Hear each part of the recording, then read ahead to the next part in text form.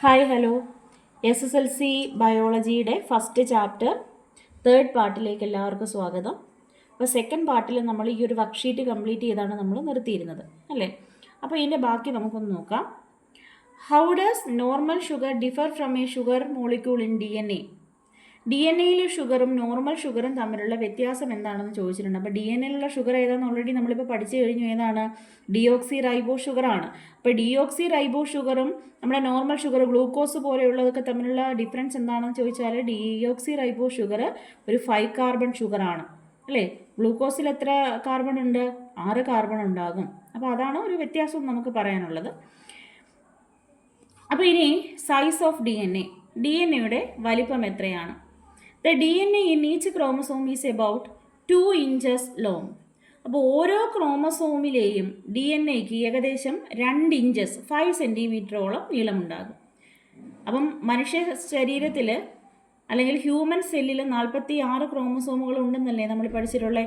അപ്പോൾ ഈ 46 ക്രോമസോമിനെയും കൂടെ DNA നമ്മൾ ചേർത്ത് വെച്ചാൽ 6 feet in length അല്ലെങ്കിൽ 2 മീറ്റർ 2 മീറ്ററോളം നീളമുണ്ടാകും. മനുഷ്യ ശരീരം നിർമ്മിക്കപ്പെട്ടിരിക്കുന്നത് ഏതാണ്ട് ട്രില്യൺ കണക്കിന് സെല്ലുകൾ കൊണ്ടാണ്.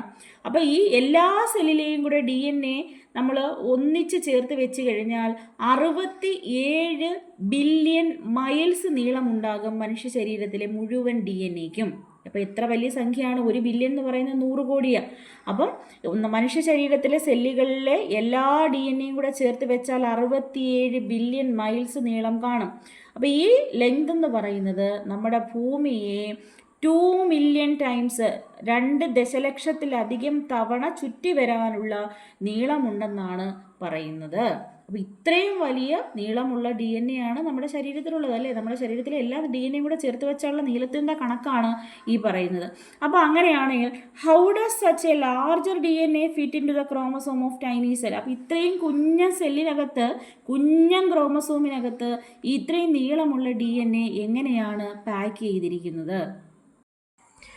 അപ്പോൾ നെക്സ്റ്റ് പേജിലേക്ക് വന്നാൽ ഈ DNA എങ്ങനെയാണ് പാക്ക് ചെയ്തിരിക്കുന്നത് നമുക്ക് കാണാം. Chromosome, DNA and histone protein are the primary components of a chromosome. പുതിയ വാക്കുകളൊക്കെ വീണ്ടും വീണ്ടും വരുന്നുണ്ട്. അപ്പം DNA-യും ഹിസ്റ്റോൺ എന്ന് പറയുന്ന പ്രോട്ടീനുമാണ് ക്രോമസോമിൽ ഏറ്റവും പ്രധാനമായിട്ടുള്ളത്. 8 histone proteins join together to form a histone octamer. 8 histone പ്രോട്ടീനുകൾ ഒന്നിച്ചു ചേർന്ന് ഹിസ്റ്റോൺ ഒക്ടാമർ രൂപപ്പെടുന്നു. അപ്പോൾ ഇവിടെ നമുക്ക് ഈ ഒരു പടത്തിലേക്കൊന്ന് ശ്രദ്ധിച്ചാൽ അറിയാം, ഇത് ഹിസ്റ്റോൺ എന്ന് പറയുന്ന പ്രോട്ടീനാണ്. ഈ 8 പ്രോട്ടീനുകൾ ചേർന്ന് ഹിസ്റ്റോൺ ഒക്ടാമർ രൂപപ്പെടുന്നു. ഇതാണ് ഹിസ്റ്റോൺ ഒക്ടാമർ. ഇത് ഒരു ഹിസ്റ്റോൺ, ഇത് മറ്റൊരു ഹിസ്റ്റോൺ, അങ്ങനെ 8 ഹിസ്റ്റോണുകൾ ചേർന്നിട്ട് ദാണ്ട് ഈ ഉണ്ട് ഒരു കൂട്ടം കണ്ടോ. ഈ കുറേ ഉണ്ടമണി കിടക്കുന്നുണ്ടോ? ഹിസ്റ്റോൺ ആണ് ഓരോന്നും. അപ്പോൾ അങ്ങനെ 8 ഹിസ്റ്റോണുകൾ ചേർന്നുള്ള ഈ ഒരു സ്ട്രക്ചറിനെയാണ് ഹിസ്റ്റോൺ ഒക്ടാമർ എന്ന് പറയുന്നത്. അപ്പോൾ ഹിസ്റ്റോൺ ഒക്ടാമർ പഠിക്കണം. 8 histone protein joins together to form a histone octamer. DNA strands wind around this octamer to form a structure called nucleosome. അപ്പോൾ ഇവിടെ നമുക്ക് നോക്കിയാൽ അറിയാം, ഡബിൾ ഹെലിക്കൽ സ്ട്രക്ചർ ഉള്ള ഈ DNA ഹിസ്റ്റോൺ ഒക്ടാമറിനെ ചുറ്റിയിരിക്കുന്നത് കണ്ടോ.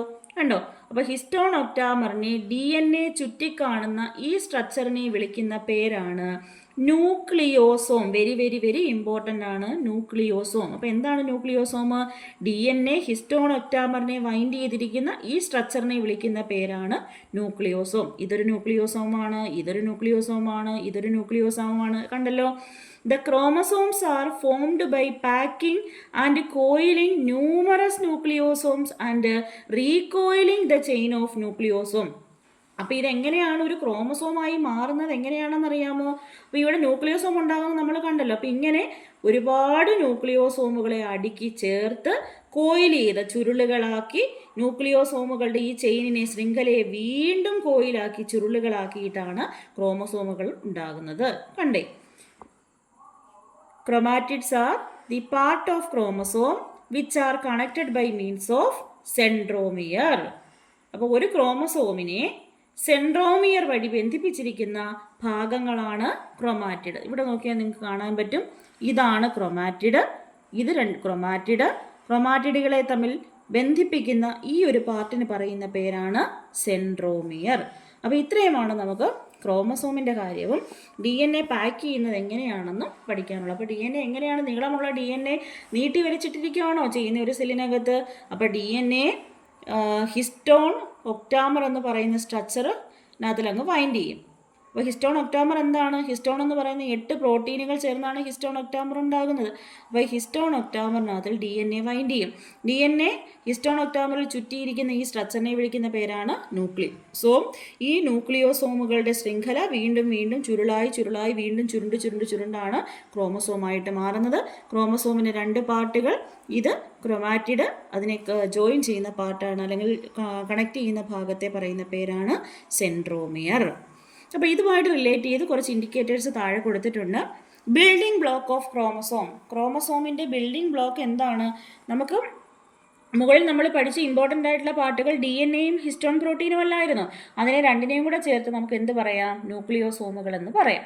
അടുത്തത് ഹിസ്റ്റോണും ന്യൂക്ലിയോസോമും എന്താണെന്ന് ചോദിച്ചിട്ടുണ്ട്. എന്താണ് ഹിസ്റ്റോൺ? ഹിസ്റ്റോൺ എന്ന് പറയുന്നത് ഒരു പ്രോട്ടീനാണ്. ന്യൂക്ലിയോസോം എന്താണ്? ഹിസ്റ്റോൺ ഒക്ടാമറിനെ DNA ചുറ്റിക്കഴിയുമ്പോൾ ഫോം ചെയ്യുന്ന സ്ട്രക്ചറിനെയാണ് നമ്മൾ ന്യൂക്ലിയോസോം എന്ന് പറയുന്നത്. അപ്പോൾ നമ്മൾ ആ ക്രോമസോമിൻ്റെ ആ ഒരു ചെറിയ കോളമില്ല, അതിനകത്ത് ഡീറ്റെയിൽ ആയിട്ട് ആൻസർ കിടപ്പുണ്ട്. Formation of chromosome. ക്രോമസോം എങ്ങനെയാണ് ഫോം ചെയ്യുന്നതാണ് കിടക്കുന്ന answer. The chromosomes are formed by packing and coiling numerous nucleosomes and recoiling the chain of nucleosomes. കണ്ടേ. അടുത്തത് ക്രൊമാറ്റിഡ് എന്താണ്? സെൻട്രോമിയർ എന്താണ്? അല്ലെ, എന്താണ് chromatid? 1 of the 2 identical half of a chromosome. ക്രോമസോമിന്റെ ഐഡന്റിക്കൽ ഹാഫിനെ വിളിക്കുന്ന പേരാണ് ക്രൊമാറ്റിഡ്. സെൻട്രോമിയർ എന്ന് വെച്ചാൽ specific region on a chromosome where 2 chromatids are joined. ക്രൊമാറ്റിഡുകൾ ജോയിൻ ചെയ്യുന്ന ഭാഗമാണ് സെൻട്രോമിയർ. അപ്പോൾ നമ്മുടെ നെക്സ്റ്റ് പേജ് 13ാമത്തെ പേജിലേക്ക് ഹ്യൂമൻ ക്രോമസോം. മനുഷ്യ ശരീരത്തിൽ 46 ക്രോമസോമുകൾ ഉണ്ടെന്നുള്ള കാര്യം നമ്മൾ പഠിച്ചു. 23 ജോഡി അല്ലെങ്കിൽ 46 ക്രോമസോമുകൾ. അപ്പോൾ ഈ ക്രോമസോമുകളെ നമുക്ക് പ്രധാനമായിട്ടും 2ആയി തിരിക്കാം. ഒന്ന് സൊമാറ്റിക് ക്രോമസോമുകളെന്നും സെക്സ് ക്രോമസോമുകളെന്നും. സൊമാറ്റിക് ക്രോമസോംസ് എന്ന് പറഞ്ഞാൽ മലയാളം മീഡിയംകാർ സ്വരൂപ ക്രോമസോമുകളെന്നും ലിംഗനിർണയ ക്രോമസോമുകളെന്നും 2ആയിട്ട് തിരിക്കാം. അപ്പോൾ എന്താണ് ഈ somatic chromosome? These are the chromosomes that control physical characteristics. അപ്പം നമ്മുടെ ശരീര സവിശേഷതകളെ നിയന്ത്രിക്കുന്ന ക്രോമസോമുകളെ വിളിക്കുന്ന പേരാണ് somatic chromosomes. There are 22 pairs of somatic chromosome. മൊത്തത്തിൽ 23 ജോഡിയല്ലേ, അതിനകത്ത് 22 ജോഡിയും എന്താണ്? സൊമാറ്റിക് ക്രോമസോമുകളാണ്, അല്ലെങ്കിൽ സ്വരൂപ ക്രോമസോമുകളാണ്. A pair of identical chromosomes together form a homologous chromosome.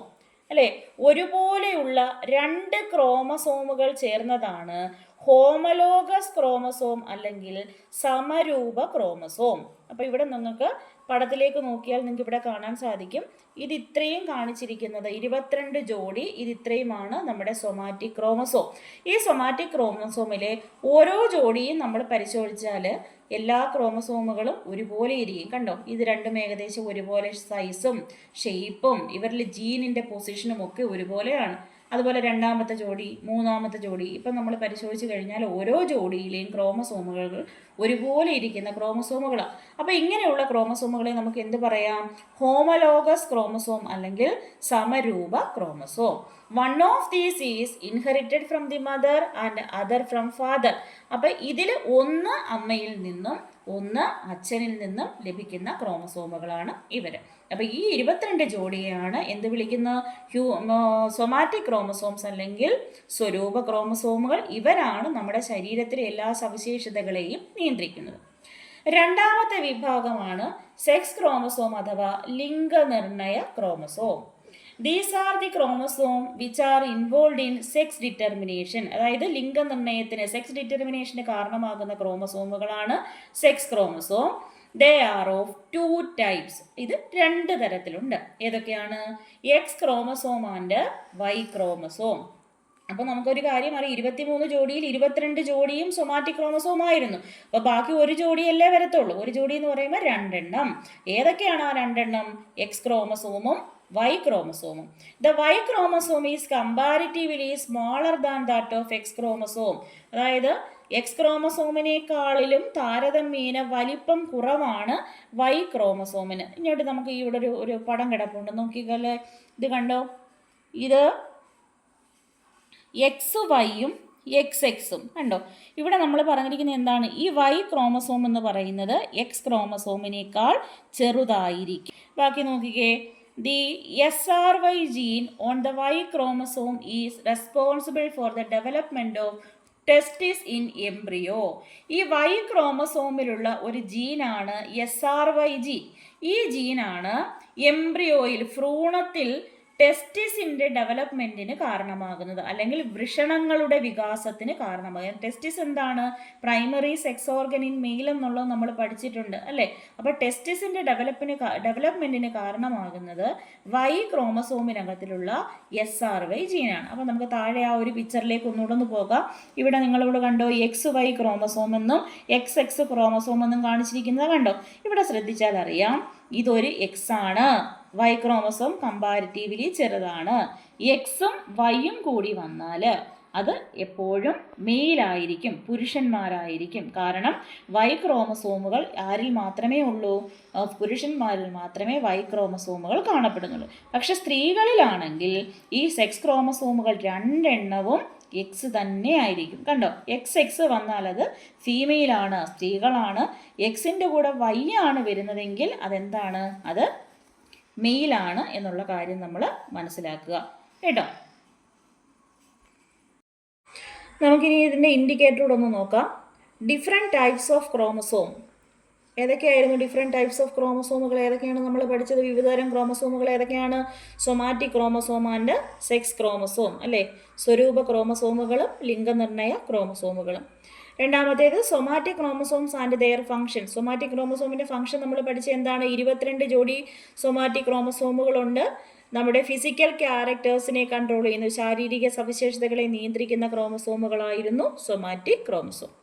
അടുത്തത് ഹോമലോഗസ് ക്രോമസോമുകൾ എന്താണെന്ന് ചോദിച്ചിട്ടുണ്ട്. സമരൂപ ക്രോമസോമുകൾ. എന്താണ് ഹോമലോഗസ് ക്രോമസോം?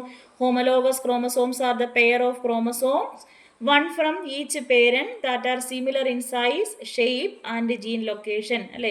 സൈസിലും ഷേപ്പിലും ജീൻ ലൊക്കേഷനിലും ഒക്കെ സിമിലാരിറ്റി കാണിക്കുന്ന ഒരു ജോഡി ക്രോമസോമുകളെയാണ് നമ്മൾ ഹോമലോഗസ് ക്രോമസോമുകൾ അഥവാ സമരൂപ ക്രോമസോമുകൾ എന്ന് പറയുന്നത്. അടുത്തതാണ് sex chromosome and their function. Sex ക്രോമസോമിൻ്റെ ഫംഗ്ഷൻ എന്താണ്? സെക്സ് ഡിറ്റർമിനേഷൻ, ലിംഗനിർണ്ണയമാണ് അതിൻ്റെ ഫംഗ്ഷൻ എന്ന് പറയുന്നത്. ഇനി നിങ്ങൾക്ക് ആ 14ാമത്തെ പേജിൻ്റെ താഴെ ഒരു ടേബിൾ കൊടുത്തിട്ടുണ്ട്. ഇവിടെ 44+XX എന്ന് കാണിച്ചിരിക്കുന്നു. അപ്പോൾ ഈ ഒരു ജനറ്റിക് കോൺസ്റ്റിറ്റ്യൂഷൻ കണ്ടാൽ തന്നെ നമുക്കറിയാം ഇത് മെയിലാണോ ഫീമെയിലാണോ എന്നുള്ളത് നമുക്കറിയാൻ പറ്റും. 44 എന്ന് കൊടുത്തിരിക്കുന്നത് സൊമാറ്റിക് ക്രോമസോമുകളെയാണ് ഇവിടെ 44 എന്നുകൊണ്ട് സൂചിപ്പിക്കുന്നത്. അതിനോടൊപ്പം 2 എക്സ് ക്രോമസോമുകൾ വന്നാൽ അത് ആരായിരിക്കും? ഫീമെയിലായിരിക്കും. നമ്മളപ്പുറത്ത് കണ്ടതല്ലേ, 2 എക്സ് വന്നാൽ അത് ഫീമെയിലായിരിക്കും.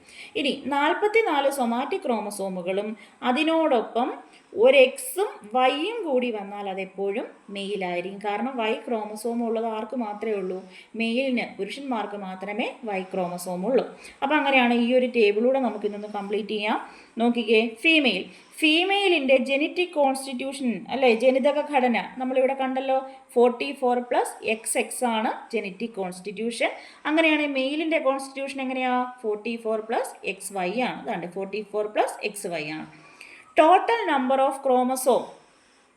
ടോട്ടൽ നമ്പർ ഓഫ് ക്രോമസോം എന്ന് പറയുന്നത് ഫീമെയിലായാലും മെയിലിലായാലും 46 തന്നെയുണ്ട്, എണ്ണത്തിൽ വ്യത്യാസമില്ല. നമ്പർ ഓഫ് സൊമാറ്റിക് ക്രോമസോം, അതും വ്യത്യാസമില്ല. മെയിലിലും 44 ഉണ്ട്, ഫീമെയിലിലും 44 ഉണ്ട്. Number and type of sex chromosome. Number sex ക്രോമസോമിൻ്റെ എണ്ണത്തിലും വ്യത്യാസമില്ല. കാരണം മെയിലിലും 2 എണ്ണം, ഫീമെയിലിൽ 2 എണ്ണം. പക്ഷേ മെയിലിൽ എക്സും വൈയും കാണും, ഫീമെയിലാണെങ്കിൽ 2 എക്സ് ആയിരിക്കും. ഈ ഒരു ടേബിളും കൂടെ കംപ്ലീറ്റ് ചെയ്ത് വെച്ചോളൂ.